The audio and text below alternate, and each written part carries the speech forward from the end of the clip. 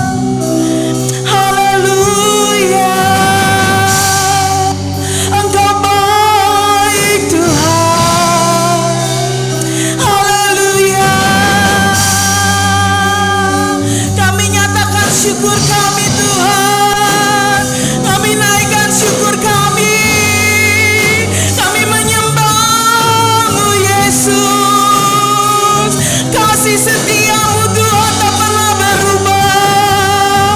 Dulu sekarang dan selama-lamanya Tuhan, tetap Engkau nyatakan kasih-Mu Tuhan. Kami boleh kecap, kami boleh lihat Engkau begitu baik dalam kehidupan kami ya Tuhan. Harus sampai hari ini Tuhan, semua karena kasih anugerah-Mu yang luar biasa Tuhan. Terima kasih, terima kasih. Kami naikkan syukur. Haleluya, haleluya, haleluya, haleluya. Bapa dalam surga yang kami sembah dalam nama Tuhan Yesus Kristus, kembali Tuhan kami datang Tuhan dalam ibadah kami Tuhan pada minggu pagi ini ya Tuhan. Kami rasakan, kami nyatakan Tuhan syukur kami Tuhan kepadamu ya Tuhan. Terima kasih kami Tuhan kepadamu ya Tuhan atas segala yang Kau berikan dalam kehidupan kami ya Tuhan. Kalau kami boleh ada sebagaimana kami ada ya Tuhan, ini semua karena Engkau begitu baik, karena kasih-Mu yang luar biasa terus mengalir dalam kehidupan kami ya Tuhan. Anugerah-Mu ya Tuhan yang kami boleh dapatkan ya Tuhan, keselamatan itu ya Tuhan, sehingga damai sejahtera ya Tuhan selalu mengalir dalam kehidupan kami. Terima kasih Tuhan, terima kasih. Rahmat-Mu Tuhan kami boleh dapatkan setiap pagi ya Tuhan. Terima kasih Tuhan Yesus, terima kasih. Kami bersyukur, kami memuji Tuhan. Kami memuji dan memuliakan nama-Mu ya Tuhan. Biar ya Tuhan Kau ada tengah-tengah kami ya Tuhan. Biar semua jemaat dapat merasakan Engkau ada dan hadir ya Tuhan. Biar kami dapat menyembah, memuji, memuliakan nama-Mu Tuhan. Menikmati Engkau ya Tuhan dalam setiap pujian penyembahan kami ya Tuhan. Engkau ada Tuhan bersemayam di atas puji-pujian kami Tuhan. Engkau akan ditinggikan Tuhan, dipuji dan dipermuliakan oleh umat-Mu ya Tuhan. Terima kasih Tuhan Yesus, terima kasih. Allah Roh Kudus kiranya Tuhan Kau bekerja ya Tuhan pada ibadah kami pada pagi hari ini ya Tuhan. Biar ya Tuhan segala gangguan ya Tuhan disingkirkan ya Tuhan, sehingga Engkau saja ya Tuhan dapat kami pikirkan ya Tuhan dan mengalir terus dalam hati kami ya Tuhan. Terima kasih Tuhan Yesus, terima kasih hamba-Mu yang telah Engkau persiapkan Tuhan, bentangkan dada firman-Mu ya Tuhan. Beri urapan Tuhan dari tempat yang maha tinggi ya Tuhan, sehingga hikmat firman Tuhan, kebenaran firman Tuhan ya Tuhan dapat memulihkan keadaan kami Tuhan, umat-Mu yang mendengarnya ya Tuhan, dapat menjadi pedoman dalam kehidupan kami ya Tuhan, di mana Tuhan harus kami lakukan ya Tuhan, apa yang harus kami kerjakan dan kami melangkah ya Tuhan dalam kehidupan kami Tuhan. Sembunyikan Tuhan hamba-Mu di belakang salib-Mu ya Tuhan, agar kebenaran-Mu ya Tuhan yang nyata ya Tuhan. Terpuji nama-Mu Tuhan Yesus. Kami bersyukur dan berterima kasih Tuhan.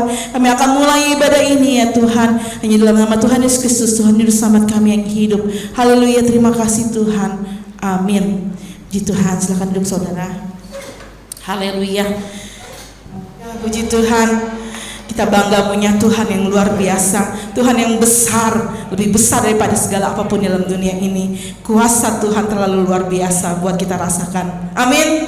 Haleluya. Haleluya. Untuk itu kita akan memuji muliakan nama Tuhan. Saya undang bangkit berdiri, masuk gerbangnya bersyukur karena Tuhan begitu baik buat kita semua.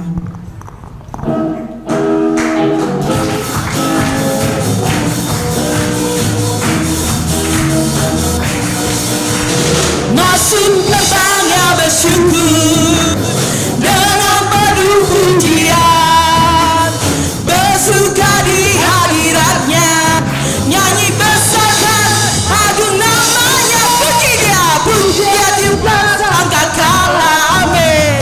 Musik dan taruh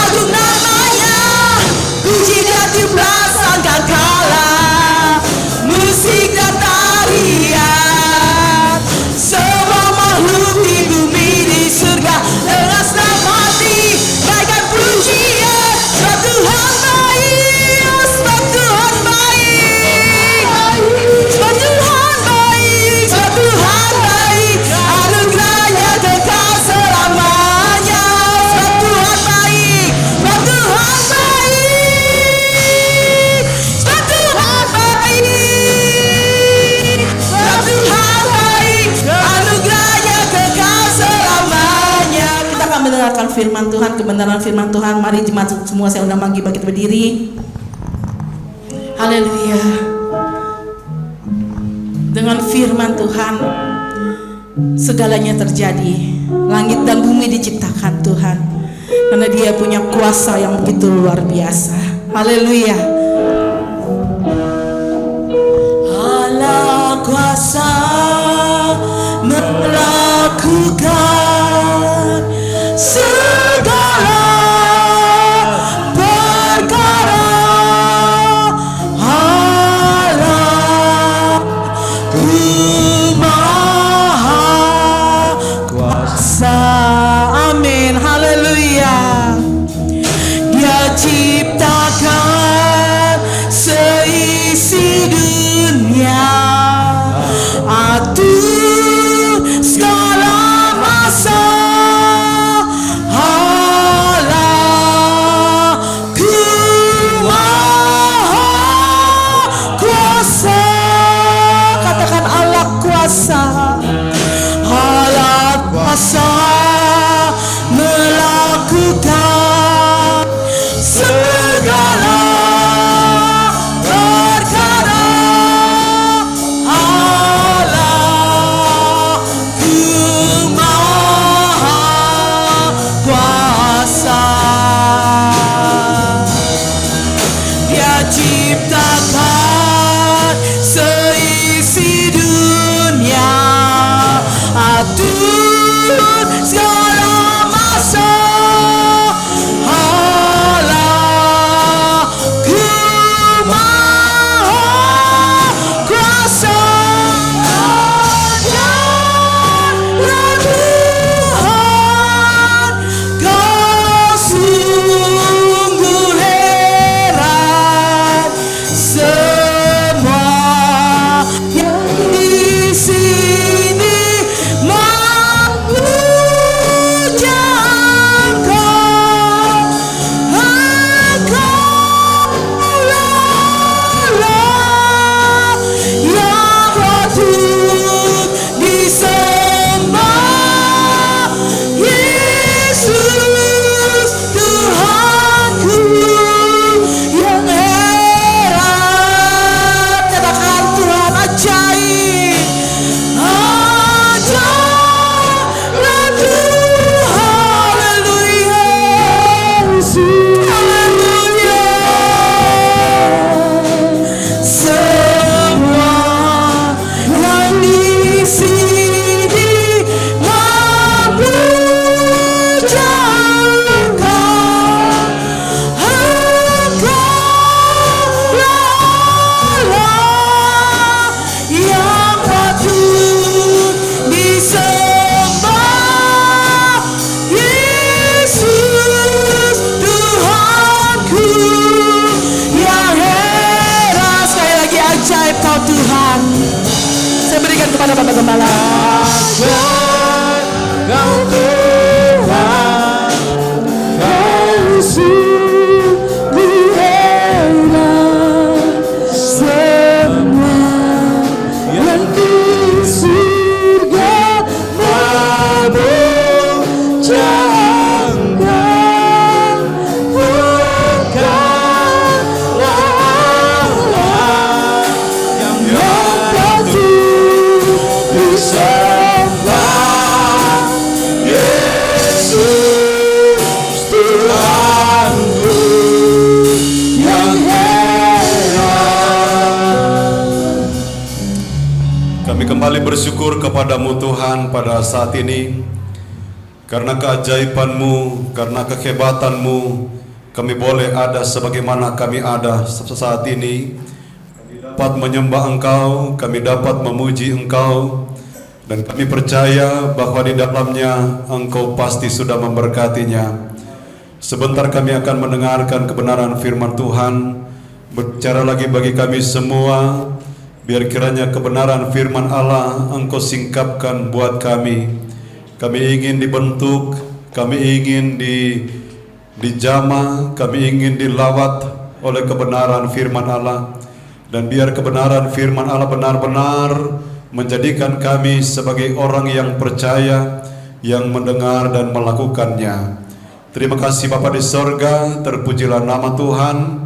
Segala gangguan roh-roh jahat kami tolak dalam nama Tuhan Yesus Kristus. Biar kami semua pada saat ini berada di dalam pengurapan kuasa Allah, penguasaan Tuhan, sehingga segala sesuatu yang kami dengar benar-benar itu sudah bersumber daripada Engkau ya Tuhan.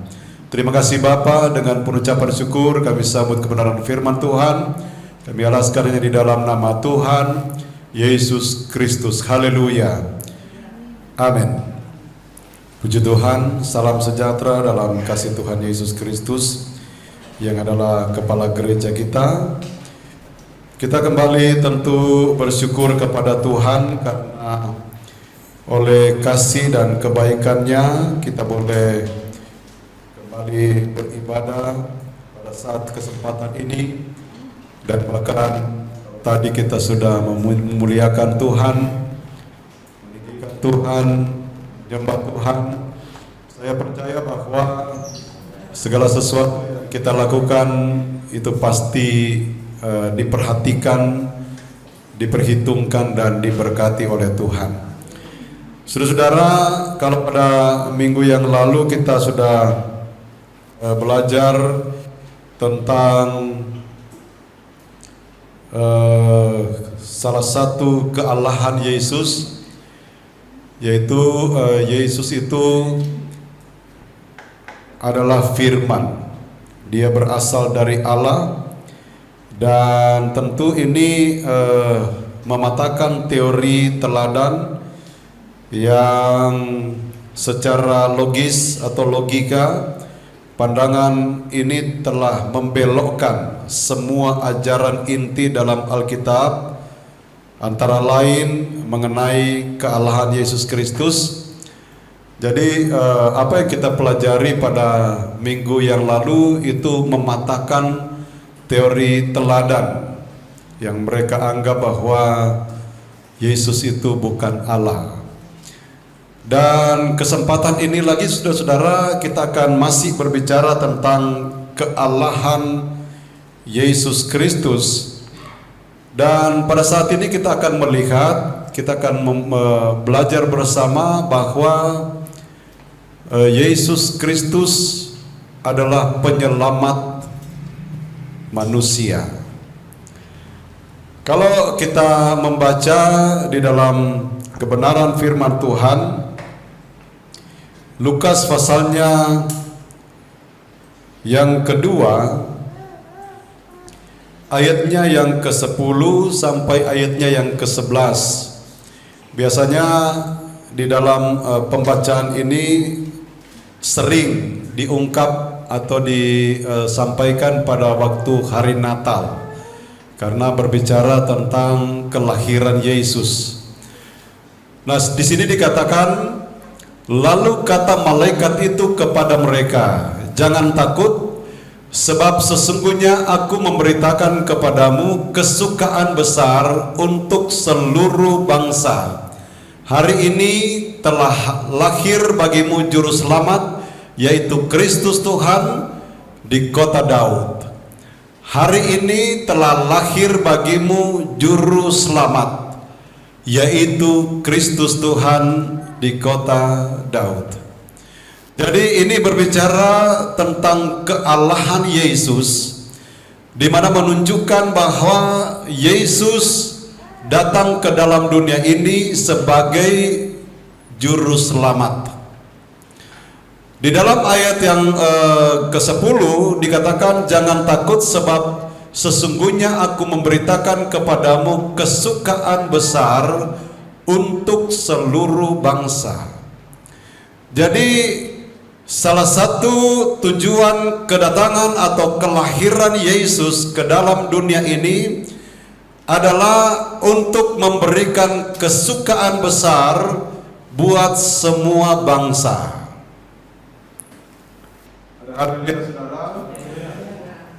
Jadi ini ditujukan kepada semua bangsa, tidak terkecuali. Mulai dari raja, mulai dari presiden, sampai kepada masyarakat terkecil, sekalipun itu yang menjadi tujuan daripada Allah memberikan anaknya ke dalam dunia ini supaya semua bangsa mendapat kesukaan besar. Berarti kesukaan itu ada tingkatannya, ada yang kecil, ada yang besar. Tetapi kedatangan Yesus ke dalam dunia ini untuk memberikan kesukaan besar. Amin. Jadi ini penting dalam kehidupan kita, agar supaya kita pun dapat menikmati apa yang menjadi pemberian Tuhan, kasih karunia Tuhan yang Dia ingin dan Dia mau berikan kepada kita. Nah, kalau di dalam ayat ini saudara-saudara kita melihat bahwa semua bangsa, lalu kemudian di dalam ayat yang berikutnya, ayatnya yang ke-12, apa yang dikatakan di sana?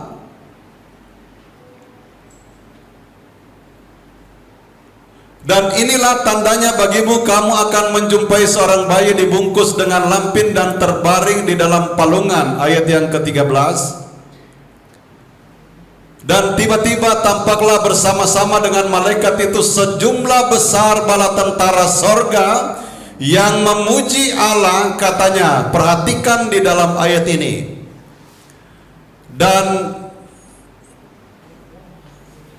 kemuliaan bagi Allah di tempat yang maha tinggi, dan damai sejahtera di bumi di antara manusia yang berkenan kepadanya.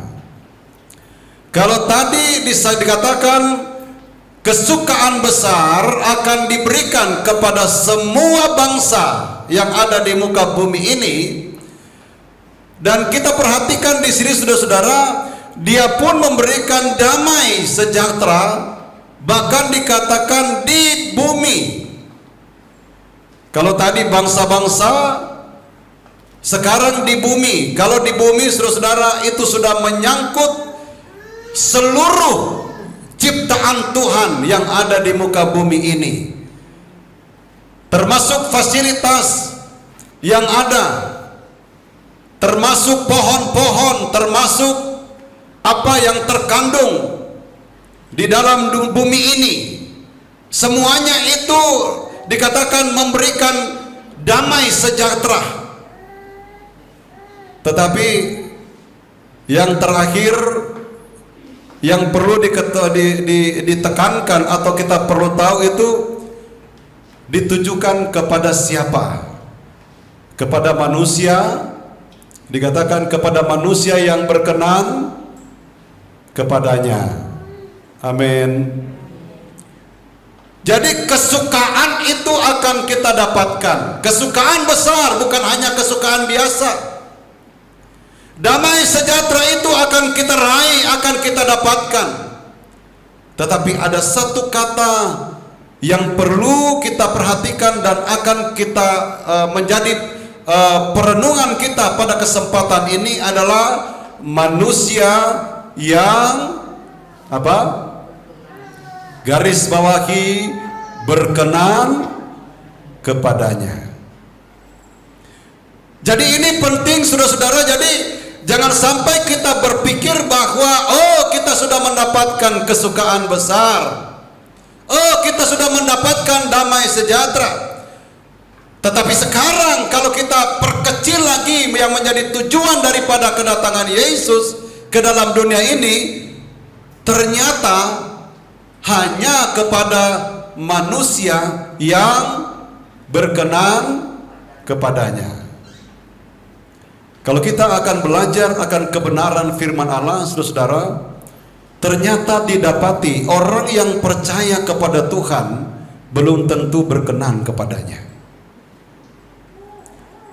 Dan ini penting untuk bisa menjadi perenungan kita bersama, supaya kita jangan salah kaprah, jangan salah menuduh Tuhan. Kok Tuhan, saya sudah percaya, saya sudah memuji Tuhan, saya sudah mengiring Tuhan, kenapa saya begini-begini saja? Ada kan yang seperti itu kan? Ada nggak saudara? Ada atau tidak? Ada ya? Di sini tidak ada tapi. Ada haleluya. Nah, sekarang kita akan melihat tentang berkenan ini, saudara-saudara, bahwa ada dua tokoh yang akan mungkin menjadi pembelajaran buat kita dan bisa kita contohin kenapa dia tidak berkenan dan kenapa yang satu kemudian berkenan. Ya, jadi kita akan belajar bersama pada kesempatan ini, biar kiranya Tuhan akan menolong kehidupan kita semua supaya kita diberikan pemahaman dan mengerti apa sebenarnya yang menjadi kehendak dan rencana Tuhan dalam kehidupan kita. 1 Samuel pasalnya yang ke-13. Kita mulai membaca ayatnya yang ke-13 dan ayatnya yang ke-14.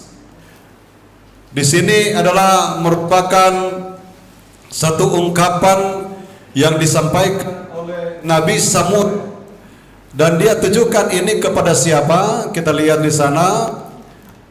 Kata Samuel kepada Saul, perbuatanmu itu bodoh. Engkau tidak mengikuti perintah Tuhan Allahmu yang diperintahkannya kepadamu, sebab sedianya Tuhan mengepakkan kerajaanmu atas orang Israel untuk selama-lamanya. Tetapi sekarang kerajaanmu tidak akan tetap. Tuhan telah memilih seorang yang berkenan di hatinya, dan Tuhan telah menunjuk dia menjadi raja atas umatnya, karena engkau tidak mengikuti apa yang diperintahkan Tuhan kepadamu. Kalau di sini, saudara-saudara, yang pertama jelas ini ditujukan kepada siapa? Yaitu Saul, Raja Saul. Dan yang kedua tentang berkenan kepada Tuhan dikatakan di sini itu ditujukan kepada siapa? Kepada siapa kira-kira? Ada yang tahu? Itu ayatnya yang ke-14. Tuhan, tetapi sekarang kerajaanmu tidak akan tetap. Tuhan telah memilih seorang yang berkenan di hatinya. Berbicara kepada siapa? Daud. Nah, saudara-saudara, ada dua tokoh ini yang akan menjadi pembelajaran buat kehidupan kita pada kesempatan ini, supaya kita sebagai orang yang percaya, saudara-saudara, jangan kita menganggap bahwa kita sudah percaya kepada Tuhan, kita memuji Tuhan, oh itu semua sudah baik, oh itu semua sudah berkenan kepada Tuhan. Nah, nanti kita lihat di sini, saudara-saudara, apa yang dilakukan oleh Raja Saul. Di sini kita perhatikan sebelumnya Allah telah berfirman melalui Nabi Samuel, beritahukan kepada Raja Saul supaya mereka pergi berperang melawan orang Filistin. Dan kemudian Saul yang sebelum mereka mengadakan peperangan itu diawali dengan korban persembahan yang harus diberikan kepada Tuhan, dan yang melaksanakan korban itu adalah Nabi Samuel. Itu perintah dari Tuhan, itu firman yang disampaikan oleh Allah melalui Samuel. Tetapi dengan berjalannya waktu, saudara-saudara, hampir batas waktu yang sudah ditentukan, Samuel belum juga datang. Mulailah Raja Saul dia merasa gerah. Sebagai seorang pemimpin, sebagai seorang tokoh yang harus memperlihatkan wibawa kepada bawahannya. Nah, sekarang mereka terdesak dengan ancaman mereka akan diserang oleh orang Filistin, tetapi kan belum berperang, belum diserang. Nah, apa tindakan yang dilakukan oleh Raja Saul? Kemudian dia mengambil inisiatif, sebenarnya kelihatannya baik, untuk mempersembahkan korban kepada Tuhan sebelum mereka berperang. Firman Tuhan berkata bahwa baru saja dia mempersembahkan korban, Lalu datanglah Samuel. Nah, ini ayat yang ke-13 dikatakan bahwa perbuatanmu itu apa? Bodoh. Sebab kenapa, saudara-saudara? Bahwa yang bukan seharusnya dia kerjakan, dia mau kerjakan. Nah, saudara-saudara, di dalam setiap kehidupan kita juga sudah punya peraturan. Kami pada waktu sekolah Alkitab, nah ini juga menjadi pembelajaran buat kita, diajar oleh guru, pengajar, di mana bisa menempatkan diri sebagai seorang pelayan. Apa yang diberikan tugas itu, lakukan itu dengan sebaik-baiknya, sesuai dengan aturan, sesuai dengan kebenaran firman Allah tentu. Nah, kami diajar kalau misalnya kita kan tugas sebagai seorang hamba Tuhan, misalnya di dalam satu ibadah, ada yang berkhotbah, ada yang memimpin pujian, ada yang bersaksi, ada yang berdoa, ada apa lagi? Nah, semuanya itu harus kita posisikan kepada porsinya yang sebenarnya, ya, supaya betul-betul itu tidak mengganggu apa yang sudah menjadi bagian yang lain. Misalnya contoh begini, kalau pemimpin pujian misalnya mengatakan begini, nanti Bapak Gembala akan berdoa untuk firman, itu kan sekalian untuk firman. Tetapi ungkapan itu kita harus menghargai pemimpin pujian, karena itu wibawa yang Tuhan berikan kepadanya. Jadi kalau dikatakan nanti Bapak Gembala pimpin dalam doa firman Tuhan, jadi saya tidak mungkin misalnya kemudian mari kita nyanyi lagi, mari kita nyanyi lagi.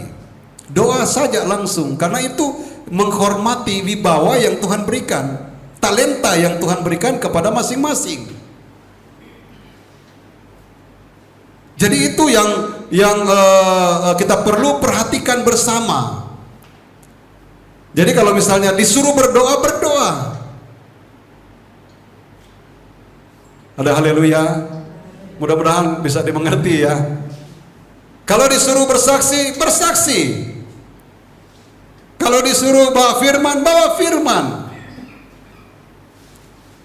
Kalau misalnya orang yang bawa firman lalu kemudian mengambil satu contoh kesaksian yang meneguhkan firman, itu luar biasa.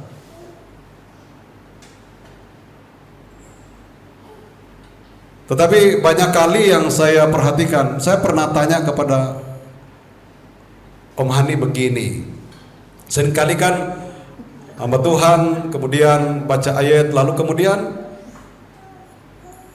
pemecahan ayat itu ditinggalkan, lalu berbicara terus tentang diri sendiri. Nah, Om Hani, saya suka perhatikan Om Hani kalau bawa firman itu, makanya banyak ayat tetapi memang semuanya di dalam firman itu. Tidak pernah nggak Om Hani bilang, oh saya waktu di mana gitu, tidak pernah saya perhatikan. Jadi porsinya, sebab ini adalah merupakan satu hal yang termasuk penting dalam kehidupan kita. Sebab kalau kita perhatikan saudara, apa yang terjadi kepada Raja Saul, ini sesuatu yang pada waktu itu, zaman itu memang diatur sedemikian rupa bahwa untuk memberikan korban itu dikhususkan kepada hamba Tuhan, seorang nabi Tuhan, sehingga dia melangkahi akan apa yang sebenarnya menjadi perintah Tuhan. Dan kita perhatikan di dalam ayat yang ke-13 tadi, saudara, Kata Samuel kepada Saul, perbuatanmu itu bodoh.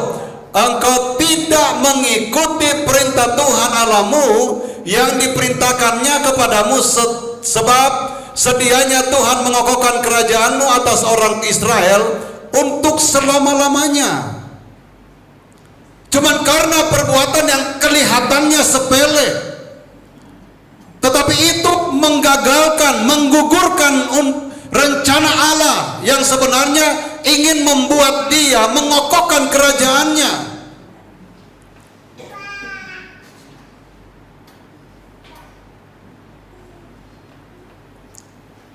Ayat yang ke-14. Tetapi sekarang kerajaanmu tidak akan tetap. Tuhan telah memilih seorang yang berkenan di hatinya, dan Tuhan telah menunjuk dia menjadi raja atas umatnya, karena engkau tidak mengikuti apa yang diperintahkan Tuhan kepadamu. Jadi apa yang diperintahkan oleh Tuhan lakukan saja. Ada haleluya saudara. Lakukan sesuai dengan apa yang diperintahkan Tuhan. Walaupun kelihatan baik, tetapi kalau itu tidak diperintahkan Tuhan, biarkan saja. Nah, kita lihat saudara-saudara, yang kedua kali apa yang dilakukan oleh Raja Saul di dalam pasalnya yang ke-15, ayatnya yang ke-22 dan ayatnya yang ke-23. Tetapi jawab Samuel, apakah Tuhan itu berkenan kepada korban bakaran dan korban sembelihan sama seperti kepada mendengarkan suara Tuhan? Sesungguhnya mendengarkan lebih baik daripada korban sembelihan, memperhatikan lebih baik daripada lemak domba jantan. Sebab pendurhakaan adalah sama seperti dosa bertenun, dan kedegilan adalah sama seperti penyembahan berhala dan terafim. Karena engkau telah menolak firman Tuhan, maka ia telah menolak engkau sebagai raja. Jadi kisahnya saudara-saudara, ini diperintahkan oleh Tuhan melalui Nabi Samuel perang orang Amalek. Habisi, tumpas mulai dari raja sampai kepada hewan-hewan, sampai kepada binatang-binatang. Nah, apa yang dilakukan oleh Raja Saul, saudara-saudara? Dia menangkap Raja Agag, dan kemudian dia membiarkan rakyatnya itu mengambil hewan-hewan yang tambun-tambun. Karena ini alasan daripada Raja Saul, tujuannya untuk dipersembahkan, diberikan korban kepada Tuhan. Itu alasannya. Tetapi firman Tuhan sudah datang kepada dia, tumpas habis mulai dari raja sampai kepada binatang-binatang. Nah, inilah akibat daripada apa yang dilakukan oleh Raja Saul. Di dalam ayatnya yang ke-22 dan 23 ini, tetapi jawab Samuel, apakah Tuhan itu berkenan kepada korban bakaran dan korban sembelihan sama seperti kepada mendengarkan suara Tuhan? Jadi kan tadi alasannya, oh ini ditangkap, diambil karena mau dipersembahkan kepada Tuhan. Baik bukan saudara? Betul nggak? Kelihatannya, waduh, mulia sekali hatinya, bagus sekali dia. Nah, itu juga saudara-saudara diingatkan kepada kita sebagai penyembah kepada Tuhan. Mari kita menjadi penyembah yang benar di hadapan Tuhan, yang berkenan di hadapan Tuhan. Amin. Sebab tidak menutup kemungkinan kita berada di dalam gereja, kita bisa menyembah, kelihatan menyembah kepada Tuhan, tetapi hati kita jauh dari Tuhan, tidak melakukan firman Tuhan. Dijauhkan Tuhan itu terjadi dalam kehidupan kita. Sebab kita melihat bahwa akibatnya dia harus ditolak menjadi raja. Raja Saul. Itulah sebabnya saudara-saudara, kalau kita memberikan korban apa saja, biar itu didasarkan dengan kebenaran firman Tuhan. Apa saja saudara-saudara. Makanya kan kita sudah diingatkan oleh firman Tuhan, segala sesuatu yang tidak dilakukan dengan iman adalah dosa. Memberikan korban pujian, betul-betul kita berikan korban pujian dengan segenap hati di hadapan Tuhan. Jangan sampai terjadi perbedaan, saudara-saudara. Di kasat mata, di pandangan mata, dengan di dalam hati itu berbeda. Berbedanya begini, seringkali di sini mudah-mudahan tidak ada.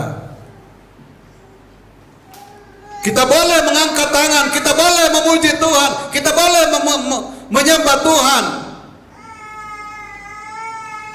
Tetapi di rumah kita buat anak-anak tidak mau mendengarkan nasihat orang tua.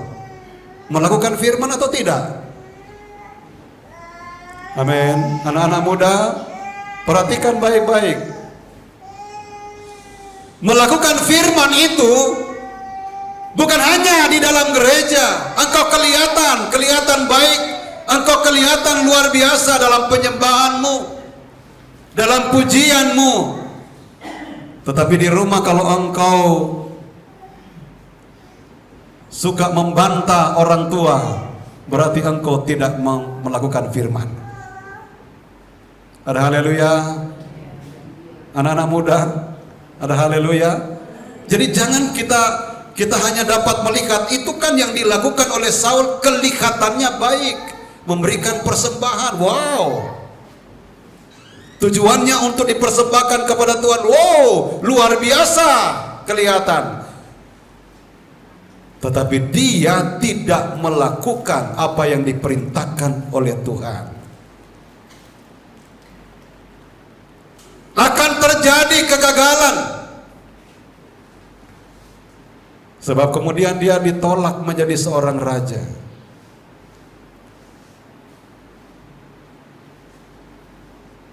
Makanya saudara-saudara, penegasan firman Allah kita sudah banyak tahu tentu. Kita sudah banyak belajar. Nah ini saja kelihatan melakukan firman, dia diangkat oleh Tuhan loh saudara. Walaupun dipaksakan karena rakyat memaksa untuk mereka diberikan raja.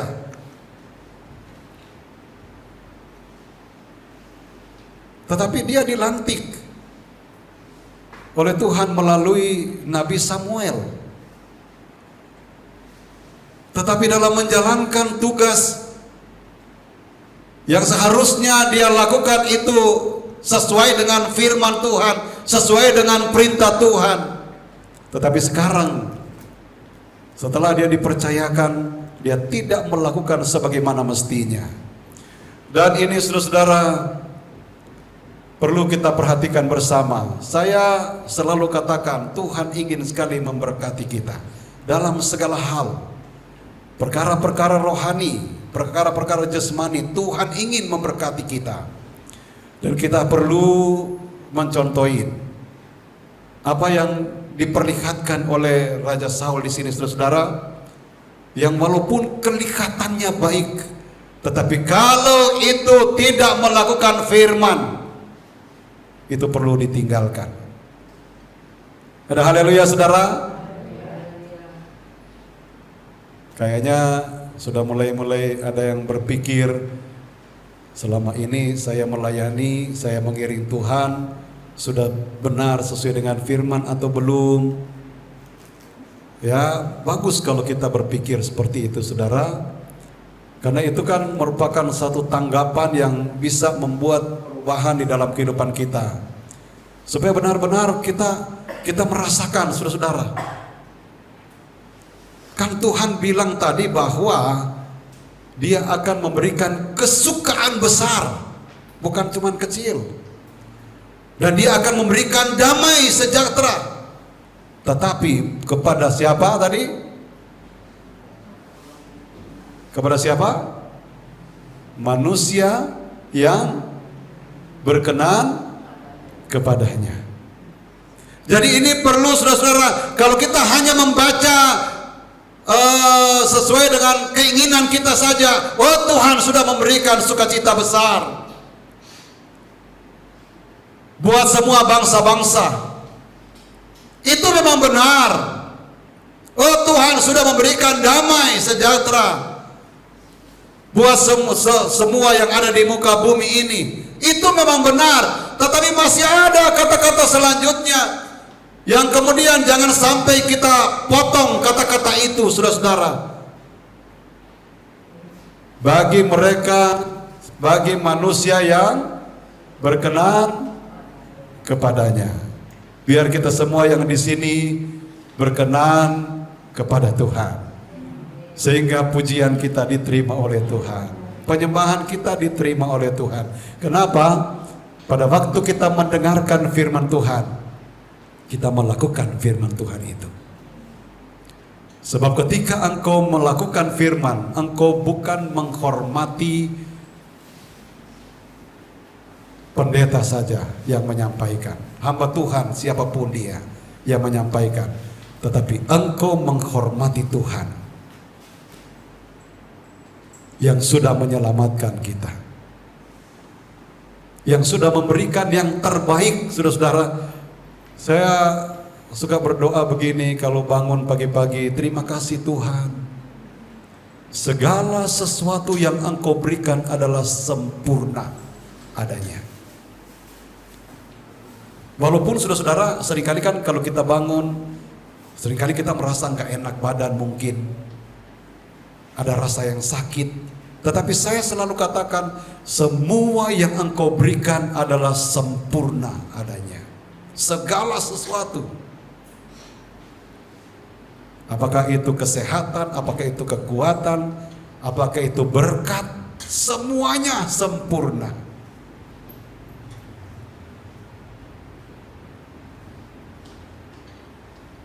Jadi kalaupun saudara ada yang sakit, Tuhan akan menyempurnakan kesehatan saudara. Karena Dia adalah sempurna. Dia memberikan segala sesuatu itu sempurna. Firman-Nya sempurna. Dia berikan kepada Raja Saul, itu sempurna. Tetapi sayang, 1000 sayang, Raja Saul tidak mau melakukan firman itu. Jadi ini perlu kita perhatikan bersama. Nah sekarang saudara-saudara, kita akan melihat tentang Raja Daud yang tadi dikatakan bahwa Tuhan sudah memilih orang yang berkenan di hatinya. Kita akan melihat tentang Raja Daud, saudara-saudara, 2 Samuel pasalnya yang ke-7 ayatnya yang ke-29. Apa yang diungkapkan atau apa yang diharapkan oleh Raja Daud? Dikatakan di sana ayat 29.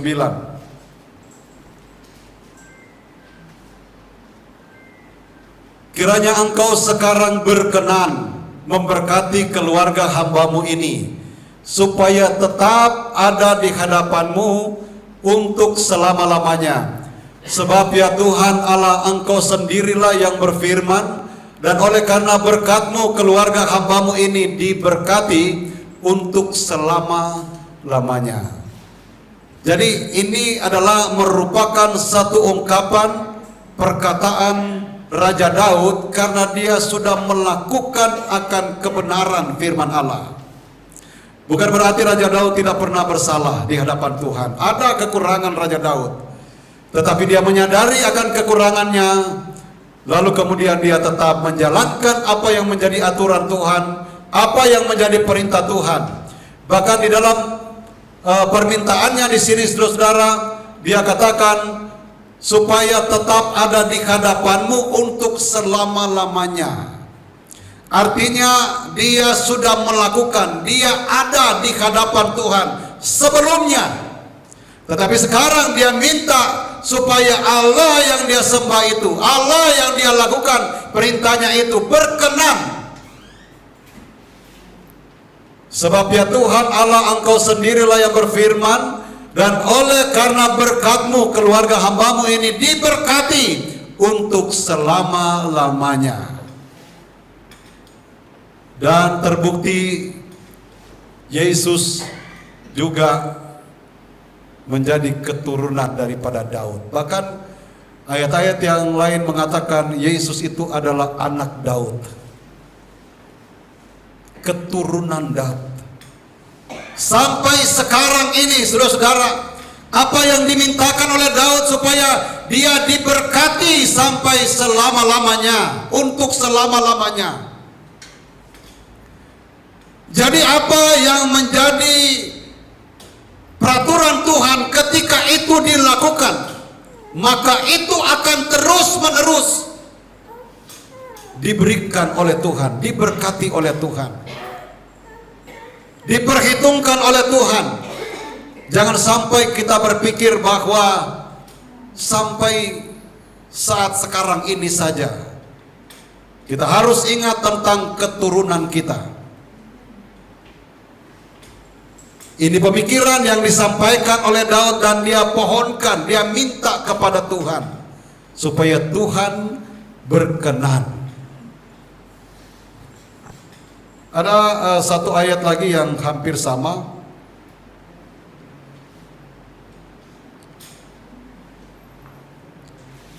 Di dalam 1 Tawarikh pasalnya yang ke-17 ayat yang ke-27.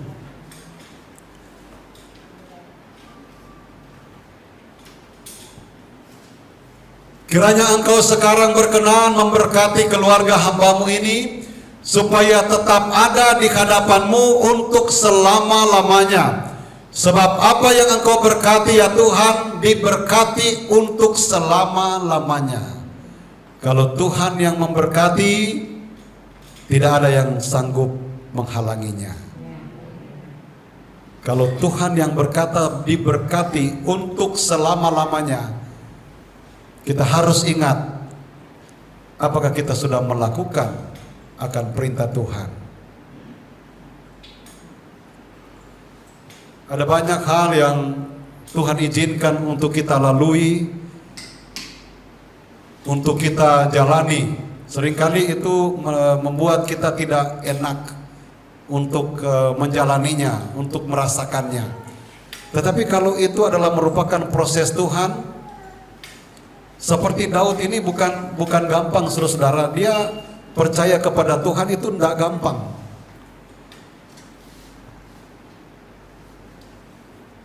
Proses yang dia lalui itu tidak gampang saudara-saudara.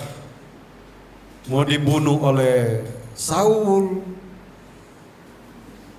bahkan anaknya sendiri Absalom mau menjatuhkan Daud. Nah ini saudara-saudara, kita perhatikan bahwa perjalanan orang yang mau berkenan kepada Tuhan. Jadi orang yang berkenan kan berarti orang yang disukai oleh Tuhan. Jadi kita harus menjadi orang yang disukai oleh Tuhan, berkenan kepada Tuhan, ada di dalam hati Tuhan. Sehingga ketika kita menjalani hidup ini saudara-saudara, kalau kita ada di dalam hati Tuhan, dikatakan oleh firman Allah, kalau Tuhan berkati maka dia akan diberkati oleh Tuhan. Kalau Daud dia diberkati karena latar belakangnya dia melakukan kebenaran firman Allah, walaupun tidak mulus perjalanannya. Mungkin juga pengalaman kita, perjalanan percaya kita tidak mulus. Tetapi ketika kita selalu melakukan kebenaran firman Allah, jadi bukan hanya kita mendengar, tetapi kita melakukan kebenaran firman Allah. Percayalah apa yang diminta oleh Raja Daud, supaya keluarganya diberkati untuk selama-lamanya. kita juga menjadi keluarga daripada Daud. Amin. Kalau dikatakan Yesus anak Daud, kita ini percaya pada Yesus sebagai Tuhan dan Juru Selamat kita. Jadi semua yang diminta oleh Daud supaya diberkati selama-lamanya, itu juga ditujukan kepada kita yang percaya kepada Tuhan, yang bukan hanya sekedar mendengar kebenaran firman, tetapi melakukan akan firman Allah itu, saudara-saudara.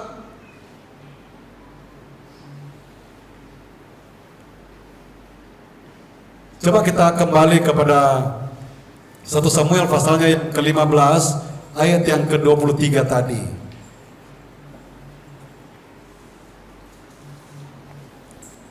Kita melihat di sana sesuatu yang tidak diinginkan oleh Tuhan.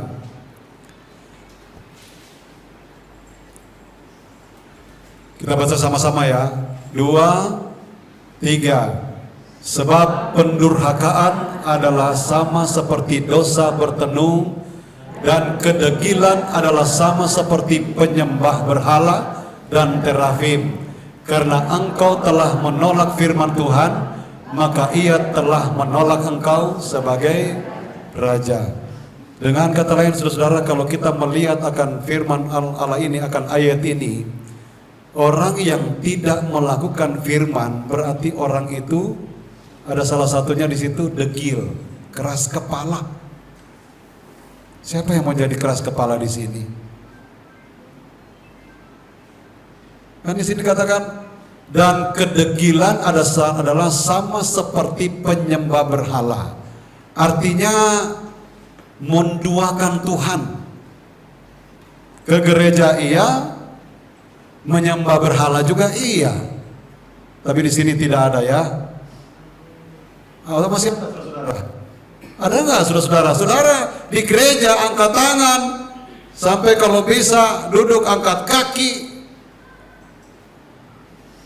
Lalu kemudian saudara pulang di rumah, masih ada penyembahan berhala di sana, menyembah berhala juga. Nah itulah sebabnya dikatakan di sini kedegilan itu sama dengan penyembahan berhala. Artinya orang yang tidak melakukan akan kebenaran firman Allah, karena apa? Keras kepala. Di sini tidak ada ya. Amin. Semuanya lembut. Sebab firman Allah yang banyak kali kita dengar, itulah yang melembutkan kita, melembutkan hati kita, sehingga kita mempunyai kemampuan untuk menjalankan kebenaran firman Allah. Dan ketika kita menjalankan kebenaran firman Allah, maka kita pasti diberkati oleh Tuhan. Dan itu kan janji Tuhan. Jadi bukan seperti ini dikatakan bahwa kedurhakaan adalah sama seperti dosa bertenung, dosa magic, kuasa kegelapan. Kedegilan adalah sama seperti penyembah berhala dan terafim. Dan jadi dikatakan karena engkau telah menolak firman Tuhan, artinya dia tidak mau melakukan firman, berarti orang itu menolak firman Tuhan. Amin. Ini kan jelas. Karena engkau telah menolak firman Tuhan, maka ia telah dijauhkan Tuhan. Mari kita mau belajar untuk melakukan firman Tuhan, supaya kita selalu dibenahi oleh Tuhan. Siapa bilang pendeta pun masih banyak kekurangan, tetapi belajar untuk setiap saat, setiap hari untuk membenahi diri. Kalau salah, Tuhan tolong,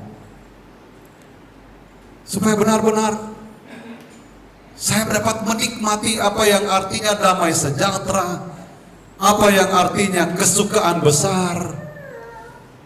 Karena penyelamatan yang dikerjakan oleh Yesus itu membawa damai, itu membawa kesukaan besar.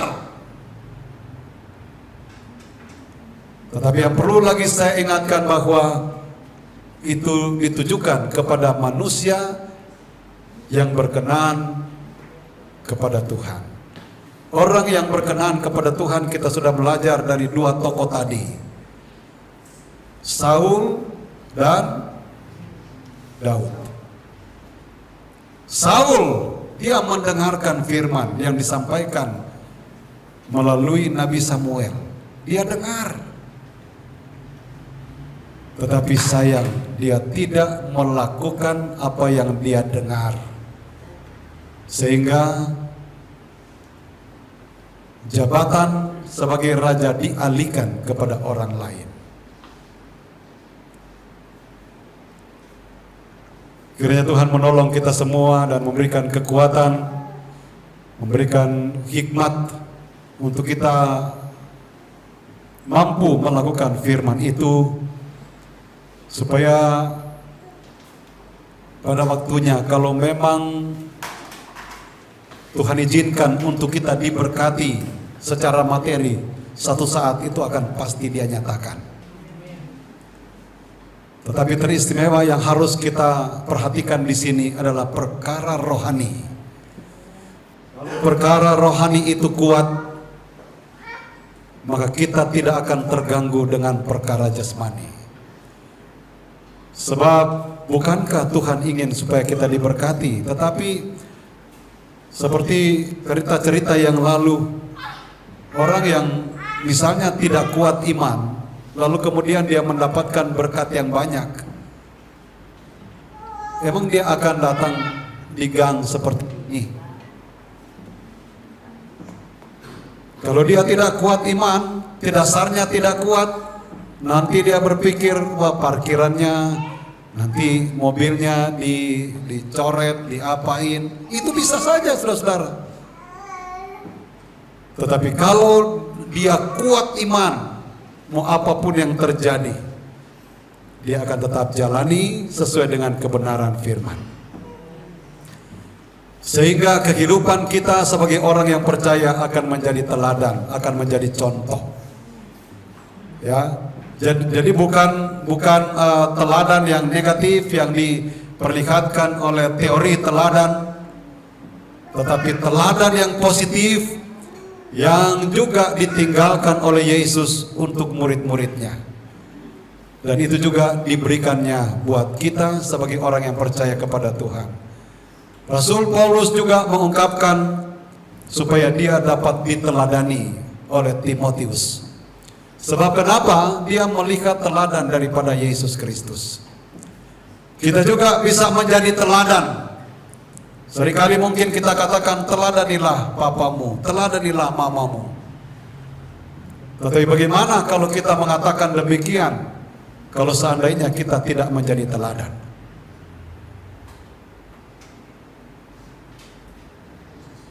Jadi kita harus melihat diri kita sendiri. Saya percaya saudara, bahwa kita akan menjadi contoh buat orang lain, karena kita sudah meneladani Yesus.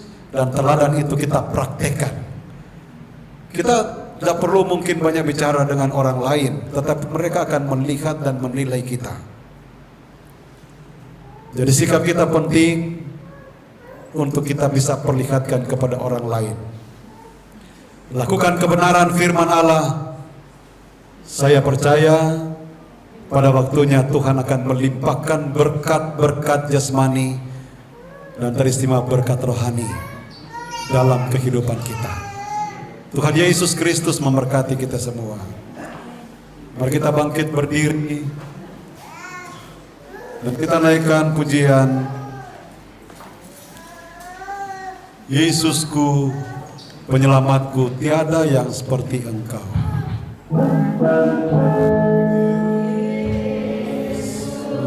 Yesusku,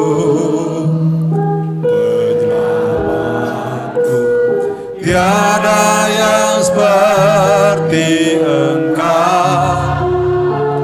Setiap hari ku memuji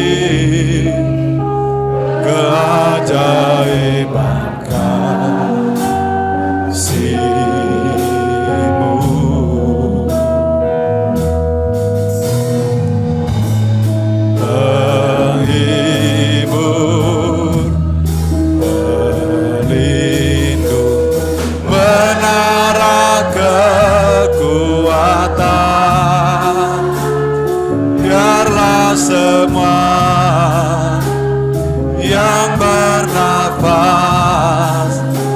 tak berhenti menyembahmu.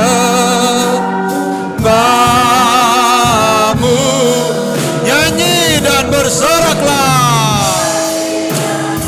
Oh, segala kemuliaan hanya bagi Tuhan. Kami memberikan yang terbaik kepadamu Tuhan. Glory, haleluya, haleluya, haleluya.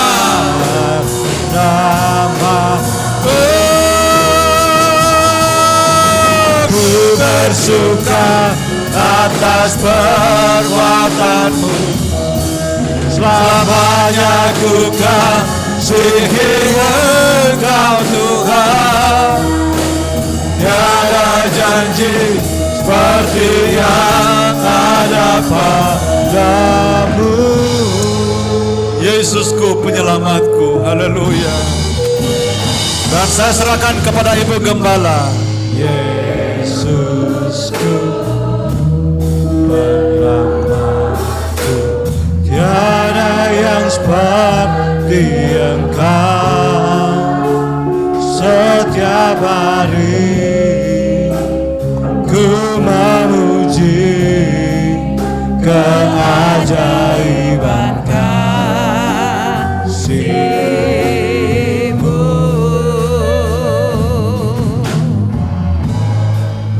Haleluya, kita sudah mendengarkan firman Tuhan.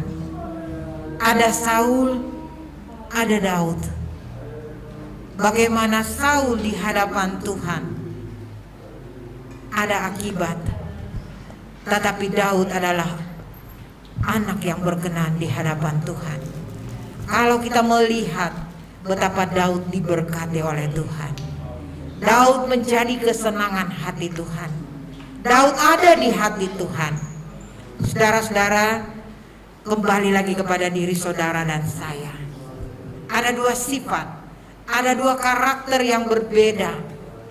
Dan biar kita benar-benar menyelami firman Tuhan pada pagi hari ini, biar benar-benar hidup kita berkenan kepada Tuhan, hidup kita menyenangkan hati Tuhan, hidup kita menjadi orang yang taat di hadapan Tuhan dalam melakukan kebenarannya, sehingga benar-benar hidup kita semua diberkati oleh Tuhan, menjadi berkenan di hadapan Tuhan, menyenangkan hati Tuhan. Maka kita yakin dan percaya dalam perjalanan iman kita, semakin hari kita semakin kuat di dalam Tuhan, semakin hari semakin menyenangkan hati Tuhan. Dan kalau kita menyenangkan hati Tuhan, apa saja yang menjadi keinginan, kerinduan hati kita, Tuhan pasti penuhi. Sebab tidak ada perkara yang mustahil bagi Tuhan. Kita nyanyikan nyanyian ini dengan sungguh-sungguh. Haleluya, haleluya. Yesusku penyelamatku, tiada yang seperti Engkau. Setiap hari ku memuji keajaiban kasih-Mu.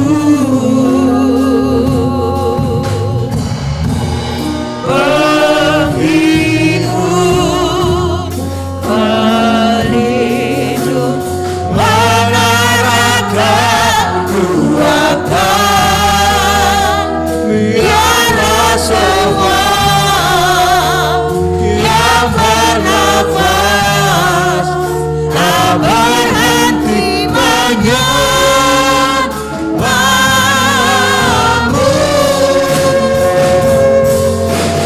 Nyanyi dan bersoraklah bagi Dia, pujian hormat bersabagi Raja.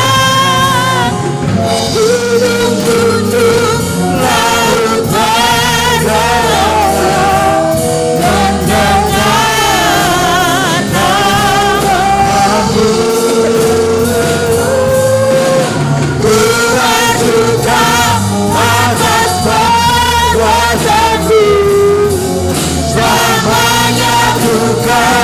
tinggi Engkau Tuhan, tiada janji seperti yang ada padamu. Haleluya. Terima kasih Tuhan Yesus. Haleluya, haleluya, haleluya. Engkau ya Tuhan Yesus. Amin Tuhan, haleluya, haleluya, Engkau mengingatkan kami kembali Tuhan Yesus. haleluya, haleluya. Kami sudah diberkati oleh firman Amin Tuhan, amin, amin. bersama ini Tuhan Yesus. Haleluya, haleluya, haleluya, haleluya. Biar pada pagi hari ini ya Tuhan Ya Yesus, Tuhan, akan menjalankan amin, atas berita-berita Engkau. amin, amin, amin, Biar amin. kami seisi semua kami. Amin, amin, amin, amin, haleluya, Engkau ya Tuhan Yesus. haleluya, Untuk haleluya, baik dan kehidupan. haleluya, Biar haleluya, Tuhan kami yang lemah. haleluya, haleluya. Biar kami yang dikuatkan. ya Tuhan. Amin Tuhan, amin, amin, haleluya, Biar Tuhan haleluya, membawa kami yang semua. haleluya, haleluya, haleluya. Biar Tuhan Yesus. Amin Tuhan, Kepada Tuhan. amin, amin, Harapan dari Maha Hati. amin, amin, amin, haleluya, Kami semua. amin, amin, amin, haleluya, Biar kami semua ini. haleluya, Kemenangan ya Tuhan Yesus. amin Tuhan, haleluya, Tuhan Yesus. haleluya, haleluya, haleluya, Nama Tuhan Yesus. haleluya, haleluya. Haleluya. Amin. Silakan duduk. Mari sama-sama kita bangkit berdiri dan akhiri ibadah kita pada siang hari ini. Kami memuji kebesaran-Mu. Kami saya kembalikan kepada jika besaranmu ajaib Tuhan, ajaib Tuhan, kami memuji kebesaran-Mu, ajaib Tuhan, ajaib Tuhan. Memberkati hamba-hambamu, anak-anakmu yang sudah melayani di sepanjang ibadah ini. Memberkati semua korban persembahan yang diberikan dalam bentuk apapun, dalam nama Tuhan Yesus Kristus, semuanya diberkati oleh Tuhan. Serahkan lagi ke dalam tangan Tuhan buat semua aktivitas kami. Bapa, kami hanya dapat bersandar kepada Engkau yang menjadi kekuatan, yang menjadi sumber segala-galanya dalam setiap kehidupan kami.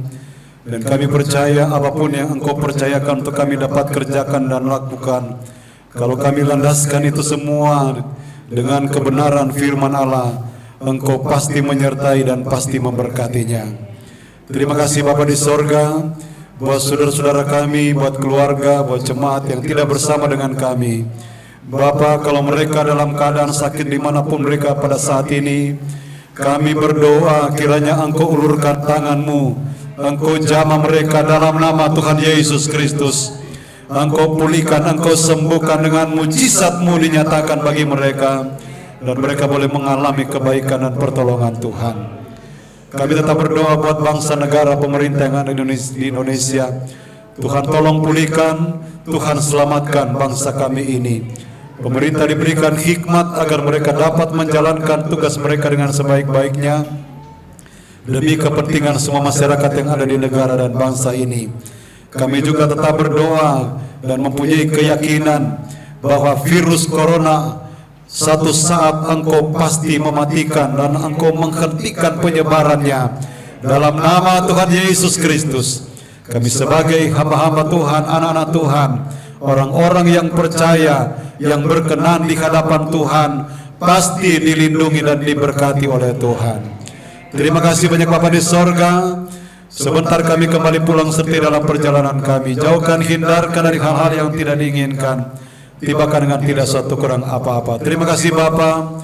Dan pada akhirnya jemaat yang dikasihi Tuhan, pulanglah dengan berkat daripada Allah Bapa, cinta kasih dari Tuhan Yesus Kristus sebagai Allah Anak, persekutuan Allah Roh Kudus menyertai kita sekalian, menuntun, menghibur, menguatkan, bahkan meneguhkan iman, percaya, keyakinan kita, mulai pada saat ini sampai selama-lamanya.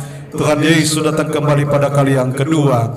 Dengan pengucapan syukur, kami sudah terima berkat-berkat dari Tuhan, dan kami akhiri ibadah pada saat ini kami alaskan hanya di dalam nama Tuhan Yesus Kristus. Haleluya.